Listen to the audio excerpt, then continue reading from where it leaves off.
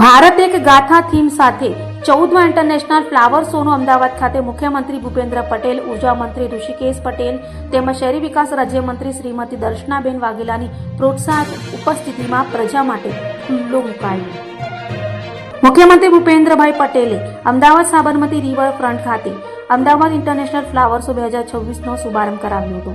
ભારતની સમૃદ્ધ, વૈવિધ્યસભર અને ગૌરવસભર સંસ્કૃતિને રજૂ કરતા આ ભવ્ય ઉત્સવને આગામી તારીખ 22 જાન્યુઆરી સુધી માણી શકાશે. ફ્લાવર શોની યાત્રા ભવ્ય પ્રવેશદ્વારથી શરૂ થશે, જ્યાં બે વિશાળ ફૂલોના સિંહો મુલાકાતીઓનું સ્વાગત કરશે.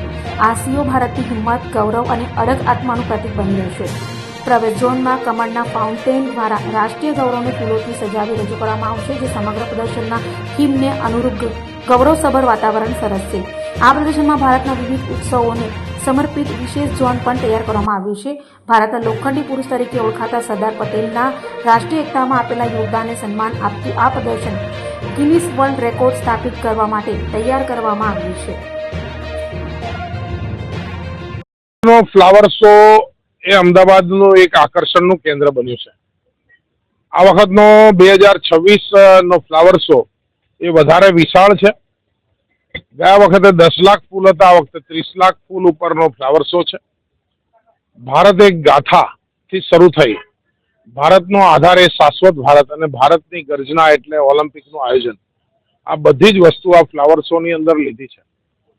જે રીતે એ કલરફુલ છે, એ રીતે એ ભારતના જે મૂળભૂત સંસ્કાર છે, જે મૂળભૂત વિશ્વને સંદેશ છે, જે ગીતા સારનો સંદેશ છે, જે સનાતન ધર્મ તરીકે શિવજીથી માંડીને જે કંઈ મેસેજ છે એ બધા મેસેજ અત્યારે અહીંયા આની અંદર છે. સરદાર વલ્લભભાઈ પટેલનો એક ભારત શ્રેષ્ઠ ભારતનો 150મી જયંતિ નિમિત્તે અને વંદે માતરમની 150મી જયંતિ, આ બંનેનો મેસેજ આપતો ફ્લાવર શો એ વર્લ્ડ રેકોર્ડ સૌથી મોટા પોર્ટ્રેટનો અને જે ગર્જના એ 2030નું કોમનવેલ્થ અને બુલેટ ટ્રેનથી માંડીનું જે ઇન્ફ્રાસ્ટ્રક્ચર છે, આ બધાને ફ્લાવર શોમાંથી સમાહિત કરીને મને એવું લાગે છે કે આવનારા દિવસોમાં ન માત્ર એ મંડલા કે સરદાર પટેલનું પોર્ટ્રેટ વિશ્વકર્મ કરશે, પરંતુ જનતાનો જે રીતે અહીંયા ઘસારો હું એક્સપેક્ટ કરી રહ્યો છું, મને એવું લાગે છે કે સ્ટેપિંગ જે થશે એ પણ વર્લ્ડ